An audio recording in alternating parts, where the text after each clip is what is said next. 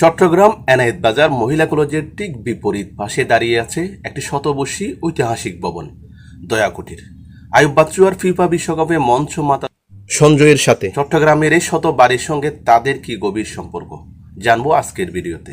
সাথে আছি আমি SM ফারুক। পুরনো এই দ্বিতল ভবনটি শুধু একটি স্থাপনা নয়, এর প্রতিটি দেয়াল, দরজা, জানালা আর কক্ষের সঙ্গে জড়িয়ে আছে চট্টগ্রামের ইতিহাস, সংস্কৃতি ও একটি ঐতিহ্যবাহী পরিবারের দীর্ঘ পথ চলার গল্প। এই ভবনের জমিদার ছিলেন ধীরেন্দ্রনাথ সেন। তিনি জীবিত থাকা অবস্থায় সম্পূর্ণ ভবনটি ভাড়া দিয়েছিলেন তৎকালীন স্বনামধন্য পাখোয়াজ বাদক উস্তাদ শিবশঙ্কর মিত্রের পরিবারের কাছে। পরবর্তীতে 1967 সালে নিজ ভবনেই মৃত্যুবরণ করেন জমিদার ধীরেন্দ্রনাথ সেন। জানা যায় তার মৃত্যুর পর শিবশঙ্কর মিত্রের পরিবারেই তার শেষকৃত্য সম্পন্ন করেন। দীর্ঘ 80 বছরের বেশি সময় ধরে এই ভবনের বসবাস করে আসছে শিবশঙ্কর মিত্রের পরিবার। বর্তমানে ভবনটি অর্পিত সম্পত্তি হিসেবে রয়েছে এবং দীর্ঘদিনের বসবাসের কারণে গণপ্রজাতন্ত্রী বাংলাদেশ সরকার শিবশঙ্কর মিত্রের পরিবারবর্গকে ভবনটি ইজারা প্রদান করেন। দয়া কুটির ভবনের দিকে তাকালে এখনও চোখে পড়ে ব্রিটিশ আমলের স্থাপত্য শৈলীর নানা ছাপ। পুরনো কাঠের দরজা, জানালা থেকে শুরু করে ভবনের বিভিন্ন অংশে আজও টিকে আছে সেই সময়ে নির্মাণ স্মৃতি।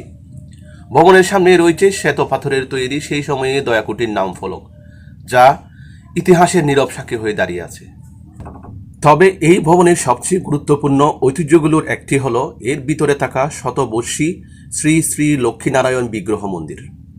প্রচলিত আছে প্রায় 150 বছর আগে এই শালগ্রাম বিগ্রহ সীতাকুণ্ডের মজ্জজিদ্দা গ্রামে পূজিত হতো।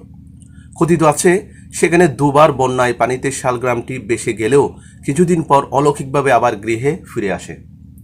পরবর্তীতে 1936 সালে এই শালগ্রাম বিগ্রহ সীতাকুণ্ড থেকে দয়াকুটির ভবনে এনে জমিদার ধীরেন্দ্রনাথ সেন ও উস্তাদ শিবশঙ্কর মিত্র পূর্ণ প্রতিষ্ঠা করেন।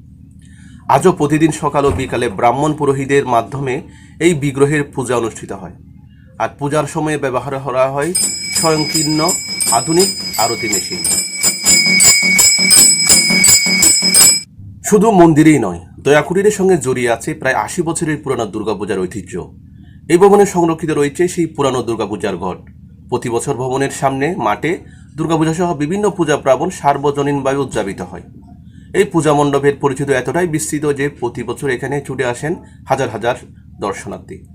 আর দয়াকুটিরের সবচেয়ে বড় পরিচয় সম্ভবত এর সঙ্গে জড়িয়ে থাকা মিত্র পরিবারের সাংস্কৃতিক ঐতিহ্য। উস্তাদ শিবশঙ্কর মিত্রের 3 ছেলেই ছিলেন সংস্কৃতি অঙ্গনে পরিচিত মুখ। বড় ছেলে নির্মল মিত্র ছিলেন রবীন্দ্রসঙ্গীত শিল্পী এবং উদীচীর প্রতিষ্ঠার আহ্বায়ক।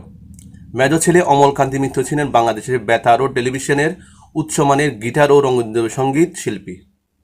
আর ছোট ছেলে শ্যামল মিত্র ছিলেন একজন বিশিষ্ট গিটার বাদক। কথিত আছে শ্যামল মিত্রের কাছে গিটার শেখেন বাংলাদেশের জনপ্রিয় কিংবদন্তি শিল্পী আইয়ুব বাচ্চু। অর্থাৎ চট্টগ্রামের এই পুরনো ভবনের সঙ্গে জড়িয়ে আছে বাংলাদেশের সঙ্গীতাঙ্গনের এক কিংবদন্তি শৈশবের সঙ্গীত চর্চার গল্প। পরবর্তী প্রজন্ম এই পরিবারের সঙ্গীত ও সংস্কৃতি চর্চা থেকে থেমে থাকেনি। লিটন মিত্র ও দুলন মিত্রের হাত ধরে এই পরিবার থেকে উঠে এসেছে এবং প্রশিক্ষণ পেয়েছে বহু প্রতিভাবান শিল্পী। এমনকি 2026 সালে ফিফা মঞ্চ কাঁপানো মিস্টার সঞ্জয়ের শৈশব তবলা প্রশিক্ষক ছিলেন এই পরিবারের সদস্য লিটন মিত্র। সংস্কৃতি, সঙ্গীত আর ঐতিহ্যের ধারক ও বাহক এই মিত্র পরিবার আজও বসবাস করছে দয়াকুটিরের এই ঐতিহাসিক ভবনে। প্রজন্মের পর প্রজন্ম ধরে এখানেই চলছে পারিবারিক ঐতিহ্য ও সংস্কৃতি চর্চা। আর ভবনের সামনে 3টি কক্ষেই রয়েছে সঙ্গীত পরিষদ, গানের স্কুল, যেটি প্রতিষ্ঠা করেছিলেন উস্তাদ শিবশঙ্কর মিত্র।